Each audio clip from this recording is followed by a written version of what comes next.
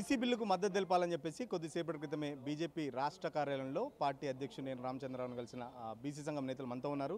అన్న ఏంటి బీజేపీ ఆఫీస్కి వచ్చి మరి అధ్యక్షుని కలిసారు, ఏం సంగతి? బీసీ రిజర్వేషన్ల విషయంలో మొన్న రాష్ట్ర ప్రభుత్వం జీవో నెంబర్ 9ని విడుదల చేసింది. ఈ జీవో 9 విడుదల చేయడాన్ని సవాల్ చేస్తూ రెడ్డి జాగృతికి సంబంధించిన వాళ్ళు హైకోర్టులో ఒక పిటిషన్ వేయడం జరిగింది. మొన్న హైకోర్టులో వేసిన పిటిషన్ సందర్భంగా హైకోర్టులో విచారణ సందర్భం లోపల హైకోర్టులో ఉన్నటువంటి గౌరవ న్యాయమూర్తులు ఒక ప్రశ్న లేవనెత్తడం జరిగింది. అసెంబ్లీలో రిజర్వేషన్ల బిల్లును మీరు ఆమోదించుకున్నారు, శాసన మండలిలో శాసనసభలో, కానీ దానికి గవర్నర్ ఆమోదం ఎందుకు లేదు? ఒక చట్టం అమలు కావాలంటే తప్పనిసరిగా ఆ బిల్లుకు గవర్నర్ ఆమోద ముద్ర వేస్తేనే అది చట్టం అవుతుంది. ఆ చట్టం తర్వాత జీవో వస్తుంది. ఇది రాజ్యాంగ ప్రక్రియ. కాబట్టి ఈ రాజ్యాంగ ప్రక్రియను మీరు ఎందుకు విస్మరించారు అని చెప్పడం జరిగింది. కాబట్టి ఇక్కడ గవర్నర్ గారు రాష్ట్ర అసెంబ్లీలో బిల్లు పెట్టినటువంటి సందర్భం లోపల కాంగ్రెస్ ప్రభుత్వం బిల్లు పెడితే దానికి బీజేపీ, సిపిఐ, ఎంఐఎం, ఆ తర్వాత టీఆర్ఎస్ కూడా మద్దతు ఇచ్చినాయి. ఆ మద్దతు ఇచ్చినటువంటి ఆ సభలో ఉన్నటువంటి పార్టీలని ఏకగ్రీవంగా మద్దతిచ్చి గౌరవ గవర్నర్ గారికి పంపిస్తే గవర్నర్ గారు ఆమోదించకుండా దాన్ని అట్నే ఇవాళ ఓల్డ్లో పెట్టిండు. ఇవాళ గవర్నర్ గారిని కలిసి ఒత్తిడి తీసుకురావాల్సినటువంటి బాధ్యత మీ మీద ఉన్నది.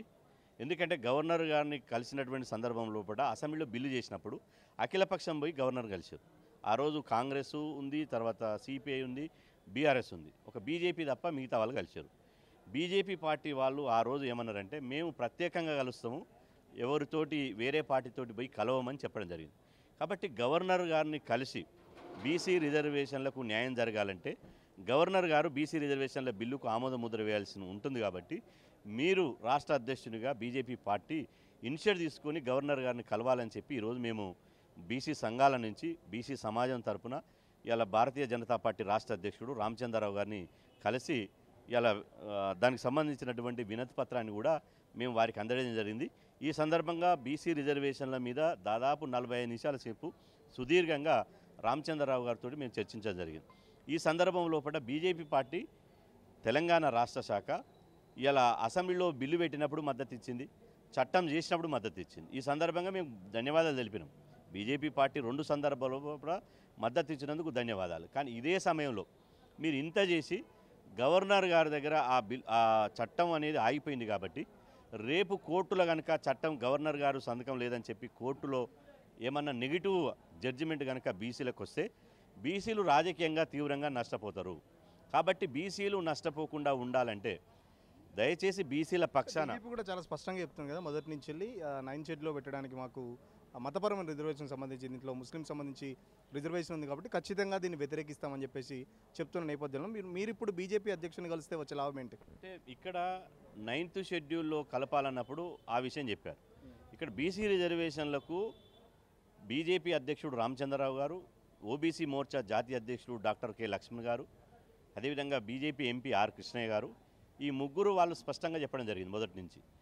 గత ప్రభుత్వం చేసినటువంటి పంచాయతీరాజ్ చట్టం ఏదైతే సెక్షన్ 285/A ప్రకారము 50% రిజర్వేషన్లు మించి ఇవ్వద్దని చేసిండో ఆ చట్టాన్ని సవరించి అసెంబ్లీలో బిల్లు పెట్టి ఆ చట్టాన్ని సవరించి 42% రిజర్వేషన్లు పెంచుతూ చట్టం చేయండి, దానికి భారతీయ జనతా పార్టీ మద్దతు ఇస్తుంది. బీసీ రిజర్వేషన్లు రాష్ట్రాలే అమలు చేసుకోవచ్చు అని చెప్పి వీళ్ళు గతంలో చెప్పారు, ప్రెస్లో చెప్పారు, అసెంబ్లీలో కూడా చెప్పడం జరిగింది.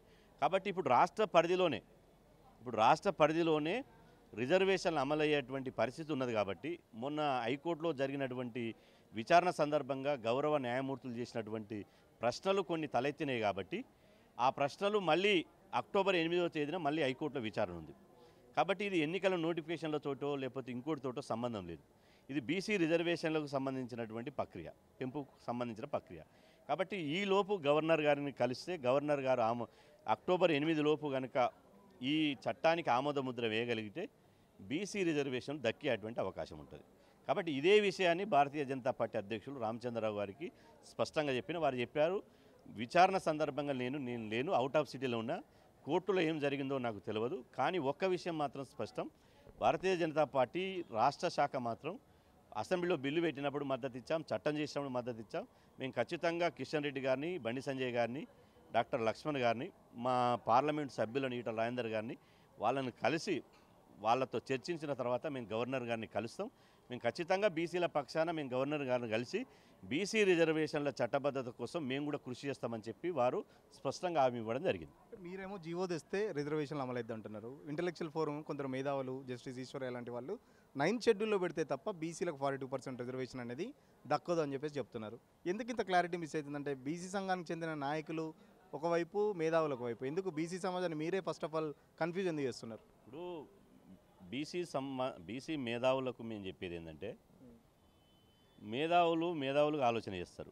ప్రజల ఆలోచనలు ఎట్లా ఉన్నాయి, బీసీల ఆలోచన ఎట్లున్నాయి అనేది వాళ్ళకి పట్టింపు ఉండదు. క్షేత్రస్థాయి ఆలోచనలు వాళ్ళు పట్టించుకోరు. ఇప్పుడు స్థానిక సంస్థలు ఎన్నికలు జరగకపోవడం మూలంగా గత 22 నెలలుగా గ్రామీణ ప్రాంతాలకు సంబంధించిన ప్రజానీకం ఎంత ఇబ్బంది పడుతుందో ఒకసారి ఆలోచించాలి కదా. ఇలా ఆ గ్రామీణ ప్రాంతాల్లో ఉండేది ఎవరు? 99% ఎస్సీ ఎస్టీ బీసీ మైనార్టీలే కదా. 99% ఎస్సీ ఎస్టీ బీసీ మైనార్టీలు ఇవాళ గ్రామీణ ప్రాంతాల్లో స్వయం పాలన లేక, పరిపాలన లేక ఇవాళ అన్యాయంగా వాళ్ళు చాలా కష్టాలు పడుతున్నారు. మొన్న బోనాల పండుగ వచ్చింది, ఆ తర్వాత బతుకమ్మ పండుగ వచ్చింది, వినాయక చవితి వచ్చింది. కనీసం గ్రామీణ ప్రాంతాల్లో ఇవాళ వీధి లైట్లు వేయించే పరిస్థితి లేదు. కేంద్రం నుంచి రావాల్సినటువంటి నిధులు, 1000 కోట్ల నిధులు ఆగిపోయినాయి. అదేవిధంగా ఇంకొక వైపు హైకోర్టు ఇవాళ స్థానిక సంస్థల ఎన్నికలను సెప్టెంబర్ 30వ తేదీ లోపు దీన్ని కంప్లీట్ చేయాలని చెప్పి ఇవాళ హైకోర్టు తీర్పు ఇచ్చింది. కాబట్టి ఈ అన్నిని పరిగణలోకి తీసుకోకుండా ఏదో చట్టం నేనే చదివినా, ఆ చట్టానికి నాకే తెలుసు అనే విధంగా మాట్లాడితే ఎట్లా? రిజర్వేషన్లు అమలు చేయకుండానే ఎన్నికలకు పోదామంటారా? రిజర్వేషన్లు అమలు లేకుండానే ఎలక్షన్లు పోదామంటారా? బీసీ మేధావులు వాళ్ళు మాట్లాడుతున్నారు. మహారాష్ట్రలో కొట్టుడు పోయింది, ఆ తర్వాత ఇంకేదో బీహార్లో కొట్టుడు పోయిందని. ఇలా నేను అంటున్న, అప్పుడు ఇందిరాసాని కేసు కానీ, అదేవిధంగా ఆ ఇందిరాసాని తర్వాత వచ్చినటువంటి కేసులు కానీ ఏవైతున్నాయో ఆ కేసులలో కులగణన జరగలేదు, డెడికేషన్ కమిషన్ వేయలేదు. కులగణన జరిగిన తర్వాత ప్రభుత్వం అఫీషియల్గా ఇంత జనాభా ఉంది, ఇంత రాజకీయ వెనుకబడతనం ఉందని చెప్పి అఫీషియల్ డాక్యుమెంట్ విడుదల చేయలేదు. కానీ ఇక్కడ డెడికేటెడ్ కమిషన్ వేసి చట్టబద్ధంగా హైకోర్టు అనుమతితోటి చట్టబద్ధంగా కులగణన జరిగి బీసీల జనాభా ఇంతని తెలిసి అలా రాజకీయంగా ఇంత వెనుకబాటుతనం ఉందని తేలింది. కాబట్టి ఇప్పుడు ఇవాళ ఇంత వెనుకబాటుతనం ఉంది కాబట్టి ఇప్పుడు అమలు చేసుకునేటువంటి పరిస్థితి ఇవాళ కోర్టులు ఇవ్వచ్చు. కోర్టులు ఎప్పుడు ఒకే తీరుగా జడ్జిమెంట్ ఇస్తాయా? ఇవాళ ఉదాహరణకు గ్రూప్ వన్లో పూర్తిగా అవకతవకలు జరిగినాయి, దీన్ని రద్దు చేయాలి అని చెప్పి సింగిల్ బెంచ్ ఇచ్చింది. ఇది హైకోర్టుని. మళ్ళీ అదే డివిజన్ బెంచి ఇలా ఒక్క తప్పు కూడా జరగలేదు, ఇలా బ్రహ్మాండంగా మీరు రిజల్ట్ ప్రకటించుకోని ఇచ్చింది. అంటే కోర్టులు ఏదైతే ఎప్పుడో తాత తెచ్చినాడు తీర్పులు ఇస్తే ఇప్పటికి కూడా అట్నే ఉంటాయా?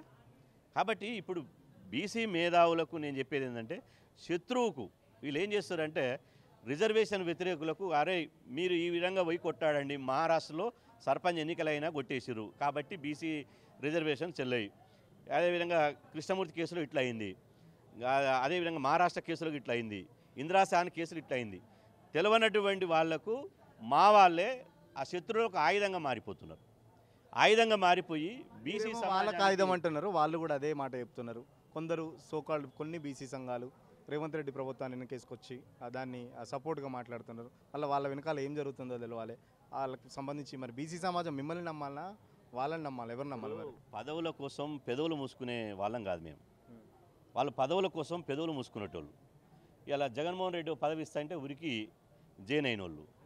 అదేవిధంగా మొన్నటిదాకా కాంగ్రెస్ పార్టీ ఒక పదవి ఇస్తుందేమని చెప్పి రేవంత్ రెడ్డి దగ్గర బయోడేటాలు పట్టుకొని తిరిగిన వాళ్ళు.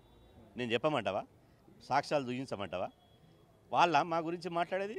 ఇవాళ నికర్సిగా ఎత్తిన జెండా దించకుండా బీసీ కండ వేసుకొని 1996 నుంచి చెడ్డి దొరుకుతుంది. ఏ పార్టీ, అది టీఆర్ఎస్ఆ, బీజేపీ, కాంగ్రెసా, ఏది ఉన్నా బీసీ హక్కుల కోసం రాజీ పడకుండా బీసీ సంఘాలు కొట్లాడుతున్నాయి. పదవుల కోసం పెదవులు మూసుకునే జాతి కాదు, ఆ వ్యక్తిత్వమే కాదు మాది. ఇవాళ మేము అడుగుతున్నాము, మీకు నిజంగా చిత్తశుద్ధి ఉంటే రాష్ట్ర ప్రభుత్వము చేతిలో ఎంత అయితే అధికారం ఉందో అంత చేయగలిగారు. ఇవాళ రేవంత్ రెడ్డి మా చుట్టం కాదు, లేకపోతే ఇంకోరు మా చుట్టం కాదు. ఇవాళ రాష్ట్ర ప్రభుత్వం చేతిలో డెడికేషన్ కమిషన్ ఏర్పాటు చేసే అధికారం ఉంది, చేశారు. కులగణన చేసే అధికారం ఉంది, చేశారు. అదేవిధంగా దాన్ని డాక్యుమెంట్ ఎంత అఫీషియల్గా వేయాలనో చేశారు. సుదర్శన్ రెడ్డి కమిటీ వేసి దాన్ని నిపుణుల కమిటీ వేసి దాన్ని ఎంత ఏ లెక్కలు తీయాలనో తీసిరు. ఆ తర్వాత ఈ చేసే క్రమం లోపల బీసీ సంఘాలతోటి 4-5 సార్లు అఫీషియల్గా ముఖ్యమంత్రి మంత్రులు చర్చలు జరిపారు. 4 గంటలు 5 గంటలు చర్చలు జరిపారు. రేవంత్ రెడ్డి గారు బహిరంగంగా చెప్పిండు, మీ దాంట్లో ఉన్నటువంటి బీసీ మేధావులారా మీరు ఎట్లా ఇస్తే ఆ పద్ధతిలో చేస్తా, ఏ పద్ధతులు ఇస్తారో చేయండి, ఇవ్వండి, ఆ పద్ధతిలో చేస్తా అని చెప్పిండు. ఇంకేం చేయమంటారు అంటే రాష్ట్ర ప్రభుత్వం చేతిలో ఏ విధంగా ఉందో అది పెట్టాలని 9th షెడ్యూల్లో పెట్టాలని. 9th షెడ్యూల్ ఎవరు పెట్టాలి? కేంద్ర ప్రభుత్వం పెట్టాలి. కేంద్ర ప్రభుత్వం స్పష్టంగా చెప్పింది, ఒక తెలంగాణ విషయంలో కనుక 9th షెడ్యూల్లో పెడితే దేశవ్యాప్తంగా అనేక సమస్యలు మాకు వస్తాయి, కాబట్టి 9th షెడ్యూల్లో మేము పెట్టే పరిస్థితి లేదు అని కేంద్ర వాళ్ళు కూడా అడుగుతున్నారు. ఎన్నికల షెడ్యూల్కి సంబంధించి అంటే ఎన్నికల మేనిఫెస్టోలో పెట్టినప్పుడు బీజేపీని అడిగి పెట్టారా? 42% కామారెడ్డి డిక్లరేషన్ బీజేపీ వాళ్ళని అడుగు పెట్టారా, లేకపోతే ఇప్పుడు ఎందుకు మమ్మల్ని అడుగుతున్నారా అని అంటున్నారు వాళ్ళు. ఇప్పుడు అది రాజకీయంగా ఎన్నైనా విమర్శలు చేసుకోవచ్చు, కానీ బీజేపీ పార్టీ అసెంబ్లీలో బిల్లు పెట్టినప్పుడు మద్దతు ఇచ్చింది కదా, చట్టం చేసినప్పుడు మద్దతు ఇచ్చింది కదా, అసెంబ్లీలో పెట్టినప్పుడు మద్దతు ఇచ్చిందంటే మద్దతు ఉన్నట్టే లెక్క కదా. ఇక మద్దతు ఇచ్చినప్పుడు దాన్ని ఇలా రోజు స్కూల్కి పోతుండని మనకు అనవసరం, వాడు చదువుతలేడని రోజు ఒక విద్యార్థి స్కూల్కి పోతాడు, చదువుతలేడని ఎప్పుడు తెలుస్తుంది? యాన్యువల్ ఎగ్జామ్ పెట్టినప్పుడు ఆ ఎగ్జామ్లో మార్కులు ఎన్ని వస్తున్నాయి ఏం సంగతి అప్పుడు తెలుస్తుంది. బీజేపీ బయట ఎన్నెన్నో మాట్లాడుకోవచ్చు, మాకు సంబంధం లేదు. రాజకీయంగా కాంగ్రెస్ను బీజేపీని కాంగ్రెస్, టీఆర్ఎస్ను బీజేపీ రాజకీయ విమర్శలు చేసుకోవచ్చు, మాకు సంబంధం లేదు. కానీ అంతిమంగా చట్టం చేసే కాడ మద్దతు పలికిందా లేదా అనేది మేము చూస్తాం. కాబట్టి మద్దతు పలికింది. ఇప్పుడు ఉన్న సమయం లోపల ప్రభుత్వము ఏం చేయాల్సిందో అది చేసింది. కానీ కోర్టుకు మా వాళ్ళే కోర్టుకు ఎవడైనా పోవచ్చు, ఎవరికైనా రైట్ ఉంది, కోర్టుకు పోతే ఇది నిలవదు, ఇది చిత్తు కాగితంతో సమానం, ఇది ఈ నిమిషంలో కొట్టేస్తారు, అది ఆ నిమిషంలో కొట్టేస్తారు అంటున్నారు.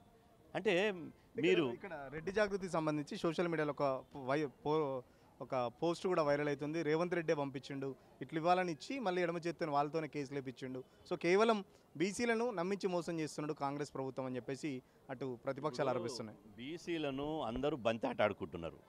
బీసీలలో చైతన్యం లేదని, బీసీలలో ఐక్యత లేదని, ఇలా 136 కులాలు 60% జనాభాని ఇవాళ అదే సోషల్ మీడియాలో బీజేపీ కేంద్ర మంత్రి కిషన్ రెడ్డి గారితో ఫోటోలు ఉన్నది పెడుతున్నారు, హరీష్ రావుతో దిగిన ఫోటోలు పెడుతున్నారు, రేవంత్ రెడ్డితో దిగిన ఫోటోలు పెడుతున్నారు. ఫోటోలు దిగినంత మాత్రాన వాళ్ళ వెనుక ఉన్నట్టు కాదు.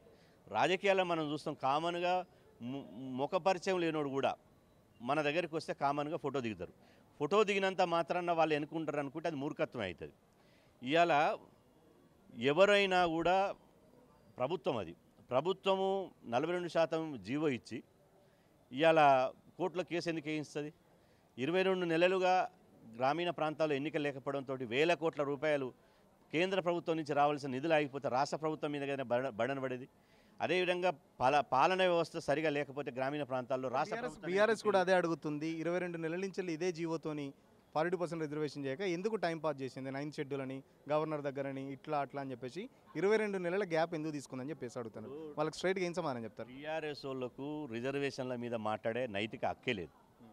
వాళ్ళు 100% రిజర్వేషన్ వ్యతిరేకులు. కులగణన చేసినప్పుడు కేసీఆర్ పాల్గొన్నాడా? కేటీఆర్ పాల్గొన్నాడా? హరీష్ రావు పాల్గొన్నాడా? ఎందుకు పాల్గొనలే? సమగ్ర కుటుంబ సర్వే చేసి 2014లో ఆ వివరాలు పబ్లిక్ డొమైన్లో పెట్టిరా? ఏ కులం ఎంతూరో పెట్టిరా? 10 సంవత్సరాల కాలంలో 2000 ఉమ్మడి కాంగ్రెస్ ప్రభుత్వంలో 34% రిజర్వేషన్లు అయితే దాన్ని నిలువున తగ్గించి 18% రిజర్వేషన్ తగ్గించిన మహానుభావులు ఎవరు? మీరే కదా, టీఆర్ఎస్లే కదా. ఇలా హంతకుడే నైట్ పోయి చంపేసి కత్తితోడు పొడిచి పొద్దుగాలు వచ్చి పూలదండ వేసి శ్రద్ధాంజలి కట్టించినట్టుంది.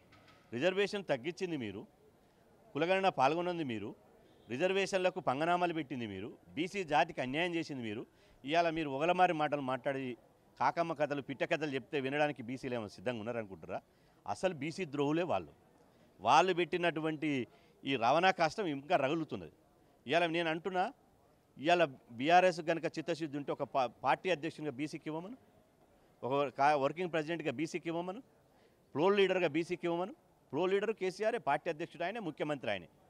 వాళ్ళ బీసీల గురించి మాట్లాడేది. భవిష్యత్తులో మేము అధికారంలోకి వస్తే బీసీని ముఖ్యమంత్రిని చేస్తామని చెప్పమని భారతీయ జనతా పార్టీ బీసీని ముఖ్యమంత్రిని చేస్తామని చెప్పింది. అట్లనన్నా చెప్పమని కనీసం. అట్లా చెప్పచేత కాదు. మేము 1% ఉన్నోళ్ళం పరిపాలించాలి, ఏమున్నా కూడా సంక్షేమ పథకాల మత్తు చూయించి బీసీలను, ఎస్సీలను, ఎస్టీలను మోసం చేయాలి. ఆ రాయితీల మత్తు నుంచి కేసీఆర్ ఎక్కడో ఫామ్ హౌస్లో వండుకున్నాయని మళ్ళీ ముఖ్యమంత్రి చేయాలనే తపన తప్ప ఒక బాధ్యతతో ఎప్పుడే వరించింది? అసెంబ్లీలో బీసీ రిజర్వేషన్ల చట్టం చేసినప్పుడు అసెంబ్లీలో కేసీఆర్ ఎందుకు లేడు? కేసీఆర్ గారు ప్రధాన ప్రతిపక్ష నాయకుడు, మాజీ ముఖ్యమంత్రి. నిజంగా బీసీ రిజర్వేషన్లకు ఇది కొత్తగా వచ్చింది కాంగ్రెస్ ప్రభుత్వం. ముఖ్యమంత్రి గారికి, రేవంత్ రెడ్డి గారికి అనుభవం లేదు. మీకు నిజంగా అనుభవం ఉంది, మీ దేశమంతా మీ వైపే చూస్తుంది. నిజంగా మీరు కేసీఆర్ గారు ఆ రోజు అసెంబ్లీకి వచ్చి, అరే బాబు ఇది కాదు, ఈ పద్ధతిని చేయండి, ఈ పద్ధతిని చేయండి, రిజర్వేషన్ దక్కితే ఎందుకు సలహాలు సూచనలు ఇవ్వలేదు? అది ఇవ్వడు. ఫామ్ హౌస్లో ఉండాలి, వీళ్ళని పంపించాలి. పొద్దుగాలనేమో మా బీసీకి సంబంధించినటువంటి టీఆర్ఎస్ బీసీ నాయకులు 42% రిజర్వేషన్లు పెంచినాకనే ఎన్నికలు పెట్టాలని వీళ్ళు ప్రెస్ మీట్లు పెడతారు టీఆర్ఎస్ భవన్లో. మధ్యాహ్నం తర్వాత హరీష్ రావు, కేటీఆర్ వచ్చి, రేవంత్ రెడ్డి నీకు దమ్ము లేదు, స్థానిక సంస్థల ఎన్నికలు పెట్టకుండా పారిపోతున్నావు, ఎన్నికల్లో ఓడిపోతామనే భయం పట్టుకుందని వాళ్ళు పెడతారు. అంటే ఎంత గమ్మతి! ఎవరికి కళ్ళకు గంతలు కడతారు?